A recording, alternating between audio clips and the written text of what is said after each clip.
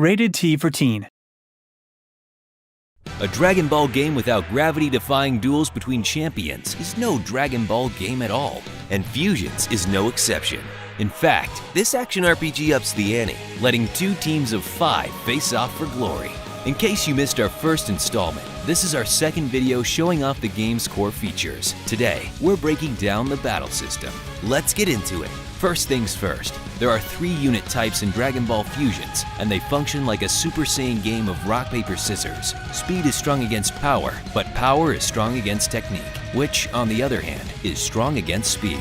Each character belongs to a certain category, so keep these matchups in mind before choosing a target. Also consider the timeline at the bottom of the screen. The character closest to the right is next up to perform an action, but if that character takes damage, they'll move slightly to the left, potentially allowing another character to take his or her position. Consider ganging up on one enemy to push them further and further back in line. Once you've decided on a target, it's time to strike. In keeping with the spirit of the series, standard attacks not only look fantastic, but can also unleash a string of unexpected beatdowns and destruction. Check this out. When Goten selects Pisket with a standard attack, you're given a brief window to see the direction you want to send him or her flying. This isn't just for show. Knock enemies into their friends to deal extra damage, or launch them out of the arena and into a nearby rock formation.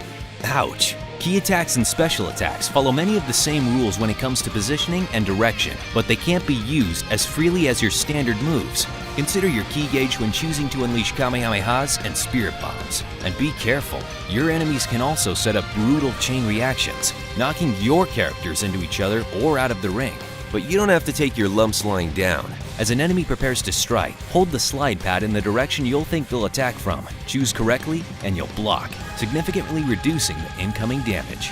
That about does it for today, but there's a lot more to come in our third and final video. We haven't even covered Fusions yet. Stay tuned.